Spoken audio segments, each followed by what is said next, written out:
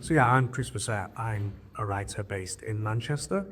I had some notes about what I was going to talk about up there, and listening to Dr. Howard's keynote this morning, I realised I should maybe take a different approach.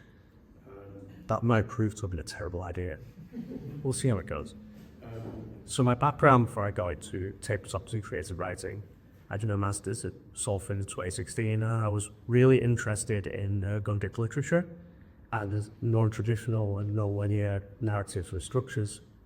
And that's also something that I've drawn into tabletop, and something that I was going to talk later about, but I realised this morning that I hadn't really considered or connected to my work.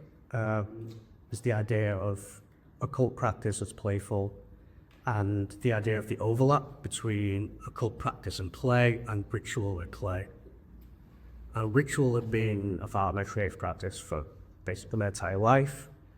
I had a very sad writing ritual, and I sit down to it, I write different stuff towards the door, and it. Part of that was in the pursuit of forming good writing habits. Part of it is this year treating my writing as a job. And not just something I do when I feel like it. But I also found that the formality of beginning the writing session helps me slip more easily into a state that is conducive to me creatively. So to bring back to my work in general, in 2020, like a lot of us, I found myself in our gaming group, and I began to get solo role-playing games. And I was still going to work. I was going into the office and sitting down every day. I tried to get into solo journaling games, but what I found was that they were basically just creative writing prompts. And many of the oracles of them were very vague. And I was struggling to find the difference between writing fiction or playing a game, because I was seeking that feeling of play rather than just that feeling of being creative. And so I wrote a game called The Wretched, that I wanted to act as a more full journaling game, or one with very defined procedures of play. And it's basically a space horror journaling game. It's alien, but the serial numbers filed off, I often say. But what was novel about it at the time was that there's a very structured order of play. So you play The Wretched with dice, with a deck of cards, with a microphone, and with a Jenga tower.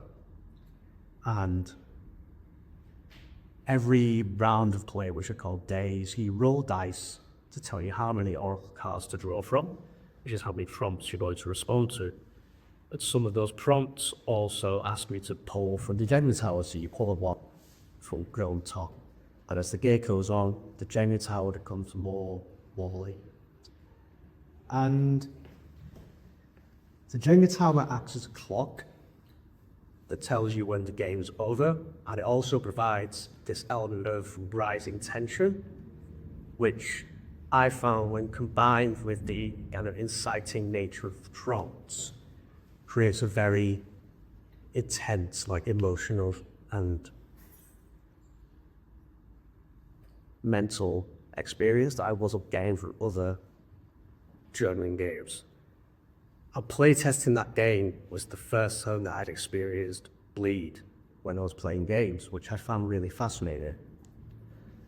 But also, it's a game about being alone and scared of potentially going to die was written during the COVID pandemic. So maybe bleed was always a part of that game, and I just didn't realize it at the time. But crucially, I found that the Jenga tower was also a very clear indicator when to stop playing or when to step back from the game.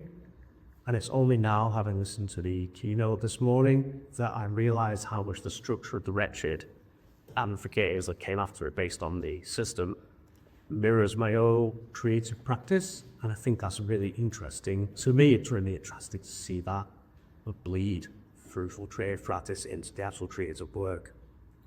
So I'm very interested in games with explicit, defined beginning and end points.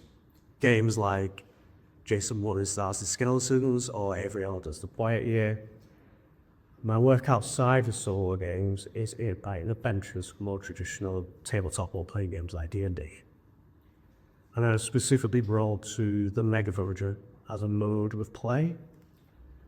I'm interested in dungeons as a sort of mythic underworld and of the middle space where the rules don't apply. And I think, crucially, as I know if you play with very defined boundaries, you go into the dungeon, you have your adventure, and then you emerge, possibly change. And not only do your characters emerge from that experience, but the session generally ends at the moment you come out of the dungeon as well. And there's that, it's creating that magic circle play where you go into it, you have the experience, you emerge transformed, and you close the door. And you have the choice whether to be engaged with that. So my current big project is for my fantasy role-playing game, which is very imaginatively titled A Dungeon Game. Really, really easy to Google, I promise you. And this is a sort of a mythic retelling of the Dark Ages of sub-Roman Britain. So it's taking an era of history that we don't know much about and imagining a world in which the Old North still stands and Wales has dug a huge ditch and flooded it to separate themselves from their neighbours to the east. And I'm inviting players to step into this world and imagine a past that could have been, and delve into a mythic history. In writing this, I've been writing a lot of oracles in order to produce the game. So I've written procedures for how to decide what's in each hex, who's doing it, what they're doing. And it's been this process of discovery of the world revealing itself to me so that I can put it onto the page so that it can then reveal itself to the players. And what I'm realizing, partly through this conference, is that there's something sort of fundamentally ritualistic about the way that I approach both playing and writing these sort of games, whether it's like formal procedures of the red shape or dungeon drawing, which is very conservative procedure, or if it's a liminal space of a bigger dungeon or there's been writing practice, there's always a sense of opening a sacred space, engaging with these forces that may get outside of our control or our knowledge, and then collapsing that space where the work is done.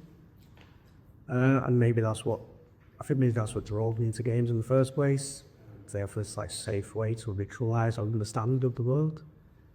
I don't know if any made any sense, but thank you for listening to me.